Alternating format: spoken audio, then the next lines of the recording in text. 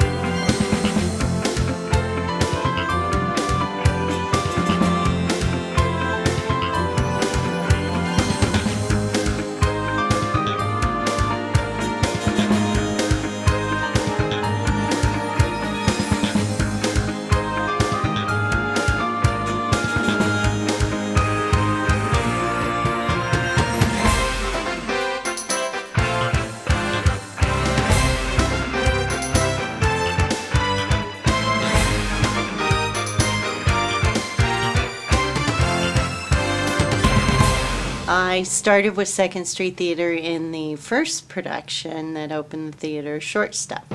Well, I moved here in 2002 and I called 2nd Street Theater out of the Yellow Pages. Before I got off the phone, I was asked, am I coming to the audition? And they were auditioning for Short Stuff 2002. The very first time was How the Other Half Loves.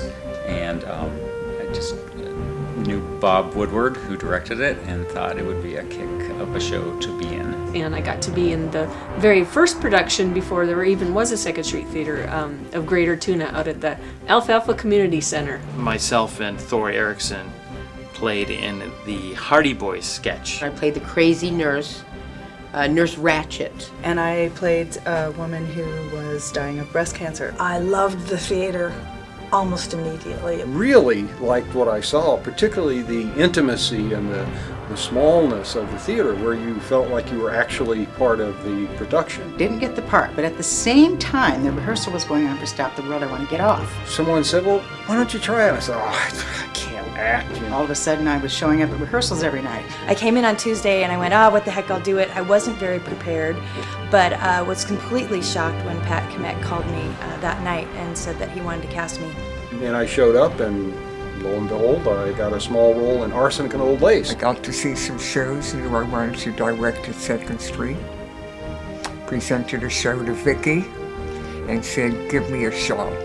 I met Deb Pfeffer through Kelly. They were telling me about Odd Couple female version, and I thought, oh my gosh, I would just love to do that. And My last play here was Same Time Next Year, and I loved working with Vicki on that. I would say that was my favorite show. The Cemetery Club, and I was supposed to be one of the bit parts, actually, Annette's part, and got moved up to Doris. It was the most I've ever laughed on stage when I wasn't supposed to be. And having the best time. That's a cool part that I've got here in Harvey. I love Mrs. Chauvenet. She's just all that and then some, I think.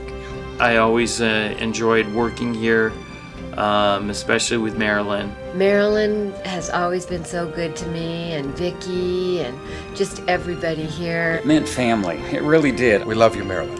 Maralyn, I love you. She was always a very encouraging presence. Sorry about all the blood splatters in the ceiling.